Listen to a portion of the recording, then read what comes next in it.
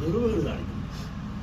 ഈ 10 കൊല്ലം കൂടി എല്ലാ സുഖങ്ങളും അനുഭവിച്ച ഘടകകക്ഷികളുണ്ടല്ല, ഞാനോ നിങ്ങളല്ല ബുദ്ധിയത്, കൂടെ നിൽക്കുന്നവരുണ്ടല്ല, എല്ലാ സുഖങ്ങളും അനുഭവിച്ചിരിക്കുന്ന ഘടകകക്ഷികൾ ഇപ്പൊ കുറ്റം പറഞ്ഞ പിണറായിയാണ്.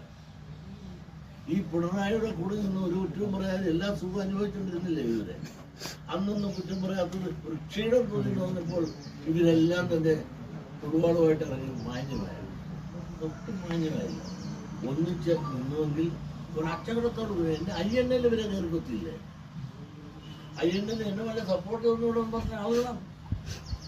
ഇതിനെല്ലാം നഗരം ചെറുതും വലുതുമായ കക്ഷികളെ ഇതുപോലെ MLA ആക്കി മന്ത്രിയാക്കി കൊണ്ടു നടക്കുന്ന ഏക ഭരണകൂടം ഇന്നത്തെ ഗവൺമെന്റില്.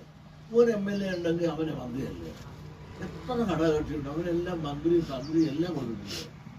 അങ്ങനെ ഘടകകക്ഷികൾക്ക് എല്ലാ പരിഗണനയും പരിരക്ഷയും കൊടുത്തിട്ടുള്ളത് ഈ ഗവൺമെന്റ് മാത്രമാണ്.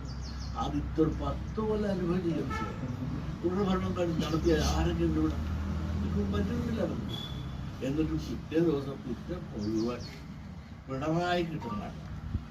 അതൊക്കെ ഒരു ചതിയും കുഴികാലിയും ഇട്ടിട്ടുണ്ട്. കൂടെ എന്നിട്ട് കാലടിയും ഉണ്ട്. ഇതുകൊണ്ടൊന്നും ഇടതുപക്ഷത്തിന് ജയമുണ്ടാകുന്നോ തോൽവി ഉണ്ടാകുന്നോ ഒന്നും അസസ്മെന്റ് ചെയ്യാനായിട്ട് ഒരിക്കലും സാധിക്കില്ല. തോമസ് ഐസക് ഈ പരാജയത്തെ കണ്ടത് പാലസ്തീൻ